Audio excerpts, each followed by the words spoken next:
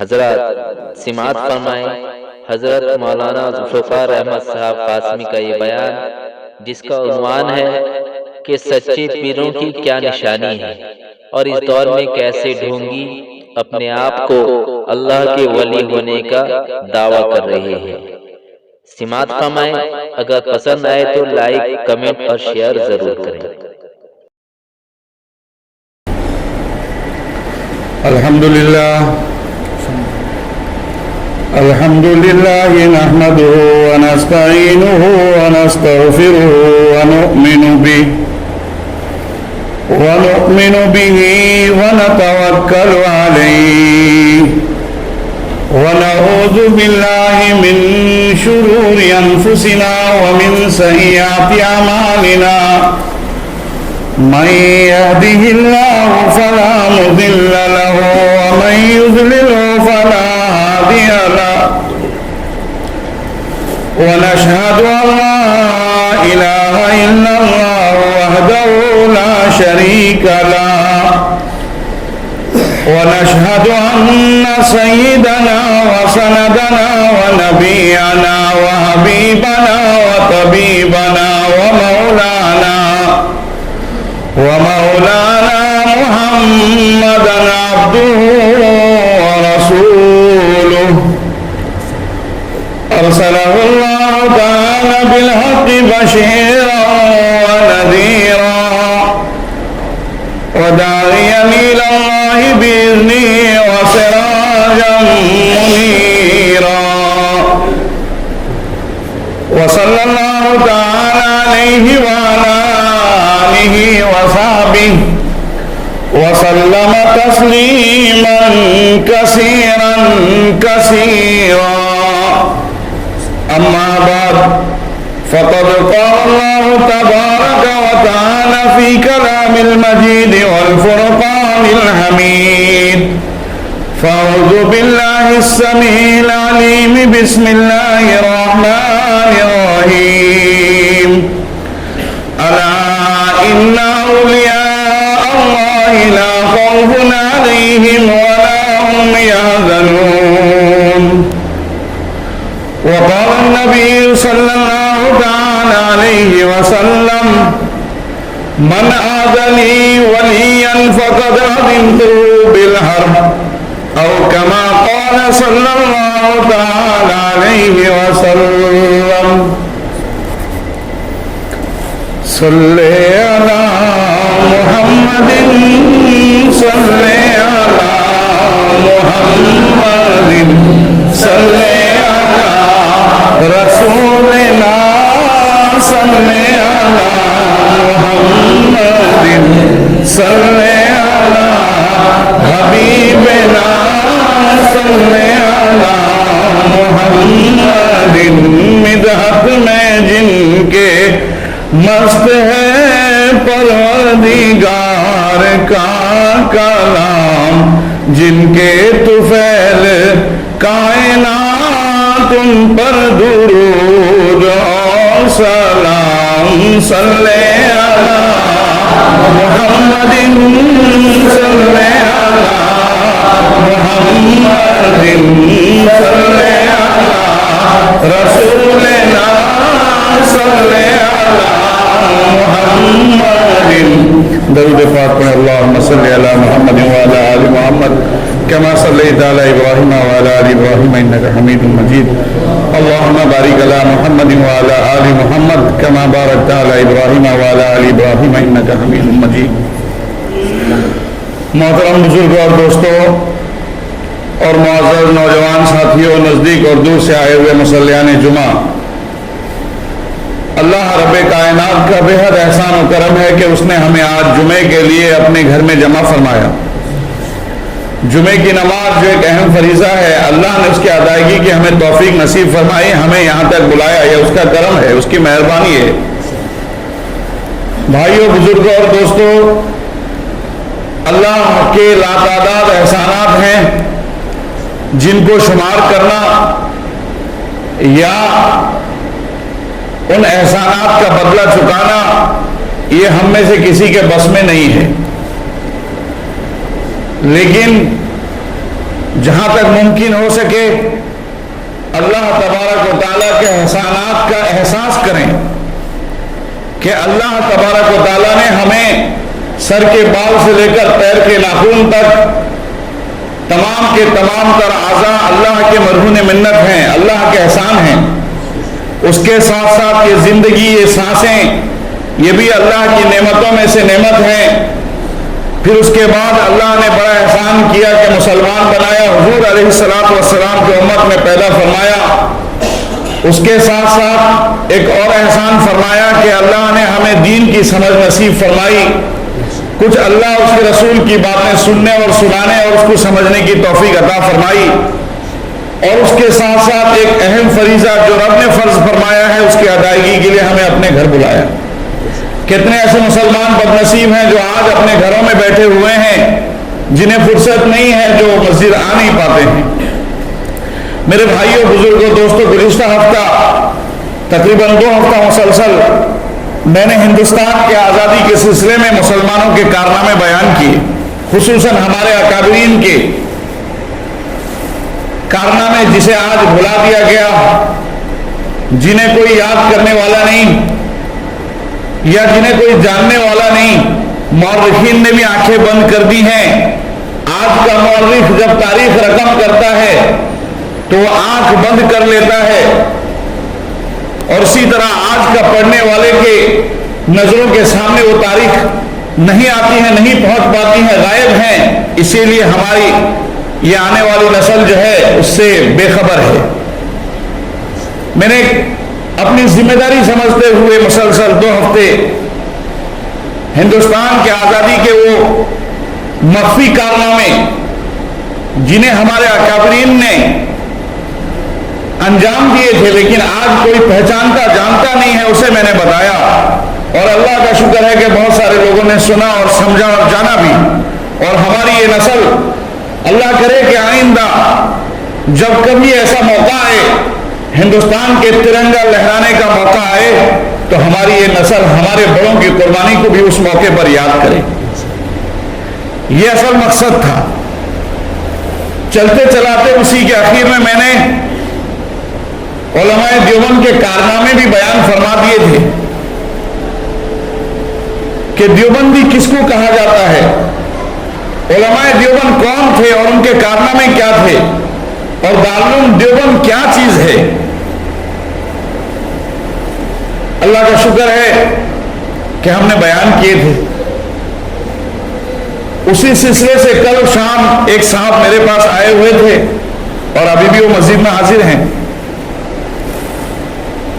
انہوں نے مجھ سے ایک پیر صاحب کا تذکرہ کیا، کہا وہ بڑے اللہ والے پہنچے ہوئے بزرگ ہیں، بہت بڑے پیر ہیں، اور ان کی دعا و تعویذ سے میرے بڑے بڑے مسائل حل ہو جاتے تھے، لیکن آج کل جو ہے ان کی دعا قبول نہیں ہوتی ہے، ان کے تعویذ سے فائدہ نہیں مل پاتا ہے۔ جب میں نے ان کا نام سنا تو میں ان کے شکل و صورت سے واقف تھا، تو میں نے ان سے کہا کہ آپ جس کو اللہ کا ولی اور جسے پیران پیر، غوث اور جو بھی کہہ رہے ہیں، ممکن ہے اللہ تعالیٰ ان کا پاور سلب کر لیا ہو۔ کل تک وہ پاورفل تھے اس لیے ان کی دعا قبول ہوتی تھی، آج پاورفل نہیں ہے اس کے لیے دعا ان کی رد ہو جاتی ہے۔ میرے بھائی اور بزرگوں، دوستوں، میں نے ان سے پوچھا کہ اتنے بڑے یہ پیر صاحب ہیں لیکن ان کے چہرے پر جو ہے ایک بھی بال نہیں ہے داڑھی کی۔ تو انہوں نے ایک عجیب بات بتائی ان کے سلسلے میں، اب یہ بات سچی ہے جھوٹی مجھے نہیں پتا۔ انہوں نے کہا کہ میں نے اپنے اس پیر صاحب سے پوچھا تھا کہ آپ داڑھی کیوں نہیں رکھتے ہیں، تو پیر صاحب نے کہا کہ رات میں سیدنا حضور علیہ الصلوۃ والسلام مجھے خواب میں آئے اور میرا نام لے کر فرمایا کہ تمہارے چہرے پہ داڑھی اچھی نہیں لگتی اور تم نہ رکھا کرو۔ لا حول ولا قوت الا باللہ۔ تو جب میں نے ایک بات ان کی زبان سے سنی تو مجھے خیال آیا کہ یہ شخص ولی تو ہو نہیں سکتا، لیکن یہ شیطانی ہو سکتا ہے، اس لیے کہ خلاف پیغمبر کشرہ گزید کہ ہرگز بمنزل نخواہد رشید، نبی علیہ الصلوۃ والسلام کے طور و طریقے پر نہ چلے بغیر کوئی بھی بندہ کامیاب نہیں ہو سکتا۔ اگر رسول اللہ کو کسی کا چہرہ دیکھنا پسند ہوتا تو وہ حضرت حسن سے فرماتے کہ حسن تم چہرے پہ داڑھی نہ رکھو، حضرت حسین سے فرماتے کہ حسین تم چہرے پہ داڑھی نہ رکھو، حضرت سیدنا علی کرم اللہ وجہ جو ان کے بھائی بھی تھے بعد میں چل کے داماد بھی ہوئے، ان سے فرماتے کہ تم چہرے پہ داڑھی نہ رکھو، اپنے دوست یار غار سیدنا ابو بکر سے فرماتے کہ تم داڑھی نہ رکھو، حضرت عمر فاروق رضی اللہ تعالیٰ جلیل القدر صحابی سے فرماتے کہ تم داڑھی نہ رکھو، عثمان ذی النورین جو دو بیٹیوں کے شوہر ہیں ان سے فرماتے کہ تم داڑھی نہ رکھو، اجل صحابہ عشرہ مبشرہ سے فرماتے کہ تم داڑھی نہ رکھو اس لیے کہ تمہارے چہرے پہ داڑھی اچھی نہیں لگتی، اور پھر عام اعلان فرما دیتے کہ داڑھی کوئی سنت نہیں ہے، جس کی مرضی آئے وہ رکھے، جس کی مرضی نہ آئے نہ رکھے۔ لیکن نبی علیہ الصلوۃ والسلام نہیں، بلکہ تمام کے تمام انبیاء حضرت آدم علیہ السلام سے لے کر حضور سید عالم صلی اللہ علیہ وسلم تک تمام کے تمام نبیوں نے داڑھی رکھا، اور تمام کے تمام نبیوں کی سنتوں میں سے ایک سنت داڑھی رکھنا بھی ہے، اور داڑھی رکھنے کی تاکید حدیث کے اندر بھی آئی ہے۔ میرے بھائیوں، بزرگوں، دوستوں، حضور نے کیسے کہہ دیا لا حول ولا قوت الا باللہ۔ میں نے ان صاحب سے بھی کہا کہ آپ بھی توبہ کریں اور تجدید ایمان کریں، کہیں ایسا نہ ہو کہ آپ خطرے میں پڑ جائیں اور آپ کے ایمان کو خطرہ ہے، اس لیے آپ توبہ کریں۔ تو میں نے اسی وقت یہ سوچ لیا تھا کہ آج آپ کے سامنے کم از کم کچھ اولیاء کرام کی پہچان بتا دوں کہ اولیاء کرام کیسے ہوتے ہیں اور کیا ہوتے ہیں، اور اولیاء کرام کون ہیں اللہ کے۔ اولیاء کرام کے شان میں اللہ تبارک و تعالیٰ نے فرمایا، میں نے آیت کریمہ پڑھی، الا ان اولیاء اللہ لا خوف علیہم ولا هم یحزنون، کہ جتنے اللہ کے دوست ہوتے ہیں، اولیاء مطلب دوست، اولیاء جو ہے یہ جمع ہے ولی کا، جتنے اللہ کے دوست ہیں لا خوف علیہم، ان پر کسی طرح کا خوف نہیں ہوگا، نہ دنیا میں نہ آخرت میں، ولا هم یحزنون، اور نہ وہ غمزدہ ہوں گے، غمگین ہوں گے۔ میں نے کہا، انہی سے کہا، میں کہا یہ اللہ تبارک و تعالیٰ نے شان بیان فرمایا، اور آپ کہہ رہے ہیں کہ آپ جب ان پیر صاحب کے پاس جانا چھوڑ دیے تو کافی پریشان ہیں۔ وہ کیسے پیر ہیں جن کے پاس مرید نہ آئے تو وہ پریشان ہو جاتے ہیں کہ میرا مرید مجھ سے چھوٹ گیا، تو سودے باز ہے، دکان اس کی کم گئی، بزنس اس کا ماند پڑ گیا، اس لیے اس سے پریشانی ہوتی ہے۔ اولیاء اللہ وہ ہیں، وہ اللہ کے دوست ہیں، اللہ تبارک و تعالیٰ ان پر اپنی خصوصی رحمتوں کا نزول فرماتا ہے، کوئی آئے ان کے در میں ٹھیک ہے، کوئی نہ آئے ان کے در میں ٹھیک ہے، ان کا کوئی نقصان نہیں، لا خوف علیہم ولا هم یحزنون، نہ ان کو کوئی خوف ہوگا نہ ان کو کوئی غم ہوگا، وہ تو ہمیشہ خوشیوں میں ہوں گے، اس لیے کہ وہ اللہ کے دوست ہیں۔ جب ہم دنیا کے کسی ادنا سے ادنا پاورفل انسان کے دوست ہو جاتے ہیں، ان سے ہمارا تعلق بن جاتا ہے، ان سے ہمارا رشتہ لگ جاتا ہے، ان سے ہمارے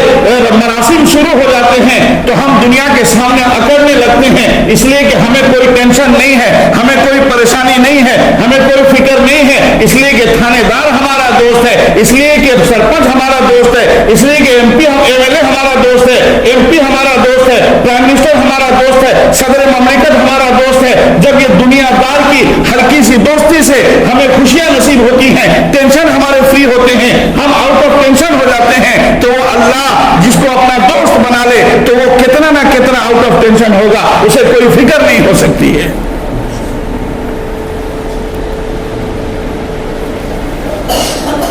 میرے بھائیو، بزرگوں، دوستو، اللہ نے ولیوں کی پہچان بتائی۔ آج تو ہم جسے چاہتے ہیں سب کو ولی کہہ دیتے ہیں، ہلکی سی کوئی بات جو ہمیں ان کی اچھی لگ گئی تو ہم سوچتے ہیں یہ تو کوئی بہت بڑے ولی ہیں، اور کوئی حقیقتاً ولی ہے، کوئی اللہ کا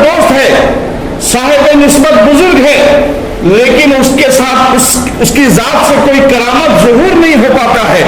کوئی ایسی خلاف عادت بات باہر نہیں آتی ہے جسے دیکھ کر ہمیں اچنبھا لگے، جسے دیکھ کر ہمیں تعجب لگے تو ہم اس کے بارے میں گمان کرتے ہیں تو عام آدمی ہے، آرڈنری آدمی ہے، جبکہ ولی ہونے کے لیے کوئی ضروری نہیں ہے کہ اس سے کرامت کا صدور ہو۔ حضرت تھانوی علیہ الرحمہ نے لکھا ہے کہ ولی ہونے کے لیے کوئی شرط نہیں ہے کہ اس سے جو ہے کرامت کا صدور ہو، ولی ہونے کے لیے شرط یہ ہے کہ اس سے خلاف سنت کوئی بات نہ ہوتی۔ حضرت جنید و شبلی رحمۃ اللہ علیہ کے زمانے کا ایک واقعہ ہے کہ ان کے خانقاہ میں آواز پہنچی کہ کوئی ایک بزرگ آئے ہوئے ہیں جو جنگل میں نماز پڑھتے ہیں، اللہ کی عبادت کرتے ہیں، بڑے برگزیدہ ولی ہیں۔ حضرت جنید علیہ الرحمہ نے اپنے خصوصی شاگرد حضرت شبلی سے فرمایا کہ چلو چلو ان اولیاء اللہ کا ملاقات کر لیں، ان کا دیدار کر لیں، ان کی زیارت کر لیں، چلو ذرا ان کی زیارت کے لیے ان کے جنگل تک پہنچیں۔ اللہ اکبر! حضرت جنید اور حضرت شبلی اپنے تمام ساتھیوں کے ساتھ اس بزرگ کے زیارت کے لیے جنگل کی طرف چل رہے۔ اللہ اکبر! حضرت جنید اور شبلی آگے آگے ہیں، تمام مریدین پیچھے پیچھے ہیں، ابھی جا رہے ہیں، جاتے جاتے جنگل تک پہنچے تو دیکھا حقیقتاً ایک اللہ کا برگزیدہ ولی کھڑا ہے، چہرے پہ داڑھی سجی ہے، نورانی چہرہ ہے، نماز کی نیت بات نماز میں اتحیات کی حیت میں بیٹھا ہوا ہے، لیکن حضرت جنید کی نظر پڑی کہ نماز میں اتحیات میں جو بیٹھا ہوا ہے اس کی انگلیاں ایسے کھلی ہوئی ہیں، انگلیاں ایسے کھلی ہوئی ہیں۔ حضرت جنید کی نظر پڑ کے حضرت جنید نے فرمایا شبلی اب واپس چلو، شبلی اب واپس چلو۔ تمام کے تمام مریدین کو واپس بلوا لیا، حضرت جنید بھی واپس تشریف لے آئے۔ اللہ اکبر! حضرت شبلی نے پوچھا کہ اے میرے پیر ذرا بتا تو صحیح، آپ تو دیدار کے لیے گئے ہوئے تھے، آپ تو زیارت کے لیے گئے ہوئے تھے، آپ تو ملاقات کے لیے گئے ہوئے تھے، پھر ملاقات کیوں نہ کی؟ ان کے اندر کون سی کمی آپ کو نظر آ گئی؟ آپ واپس کیوں آ گئے؟ حضرت جنید رحمت اللہ علیہ نے فرمایا کہ شبلی کیا بتاؤ، میری نظر ان کے حیت نماز پر پڑی، انہوں نے اتحیات کی حیت میں بیٹھا ہوا ہے، میں نے دیکھا کہ ان کے انگوٹھے اس طرح کھلے ہوئے ہیں جبکہ سنت کے خلاف ہے، اور جو سنت کے خلاف عمل کرتا ہوگا وہ ولی نہیں ہو سکتا، اس لیے میں واپس آ گیا، اور ہم تو جسے چاہے اسے ولی سمجھ لیں، جو ہاف پینٹ پہن کے آتا ہے وہ بھی ولی، وہ تو کتب، اور جو 4 انچ کے کچھا باندھ کے آتا ہے وہ تو غوث، اور جس کے چاروں طبق روشن ہوتے ہیں ننگے ہوتا ہے وہ تو ابدال ہے، ہماری نظروں میں یہ حالت ہے، لیکن میرے اللہ تبارک و تعالیٰ نے ولیوں کے پہچان کی کسوٹی بیان فرمائی ہے، ان الذین آمنوا وکانوا یتقون۔ میرے ولی کو جاننا چاہتے ہو تو دیکھو وہ ایماندار ہے یا نہیں، سب سے پہلی کسوٹی وہ ایماندار ہے یا بے ایمان ہے، پہلے دیکھو۔ اور آج کا ولی جب اس سے کہو پیر صاحب اذان ہو گئی، نماز کا وقت قریب ہے، تو یہ ولی صاحب کہہ رہے ہیں یار تم میری نماز کو دیکھ رہے ہو، میں مدینے میں نماز پڑھ کے آ گیا، بیٹھا یہاں ہے، کھاتا یہاں ہے، ہنستا یہاں ہے، پیشاب یہاں کرتا ہے، اور بیوی بچہ یہاں کرتا ہے، مدینے میں نماز پڑھتا ہے، نماز مدینے میں پڑھ کے آ گیا۔ میرے بھائیوں میں سمجھانا چاہتا ہوں کوئی معاملہ نہیں ہے، بتانا چاہتا ہوں کہ ہمارے ذہن کو گمراہ کیا جا رہا ہے۔ آپ اپنے دل کو صاف کریں، ولی بے شک اللہ کے ولی ہوتے ہیں جن کے چہرے کو دیکھنے سے اللہ یاد آتا ہے۔ ولیوں کی پہچان اللہ نے فرمایا کہ ان الذین آمنوا، ولی جو ہوگا وہ سب سے پہلے اس کا ایمان مضبوط ہوگا، وکانوا یتقون، دوسرے نمبر پر وہ پرہیزگار ہوگا، متقی ہوگا، اللہ والا ہوگا، اللہ کا خوف رکھنے والا ہوگا، نبی کی سنت پر چلنے والا ہوگا، سنت و شریعت کا پابند ہوگا۔ اور حضرت جنید نے کہا سنت تو اس کا معاملہ یہ ہے، اس کے انگوٹھے اس طرح کھلے ہوئے۔ اس بیان کا آخری پارٹ سماعت فرمانے کے لیے نیچے دیے گئے ڈسکرپشن کے لنک میں کلک کریں۔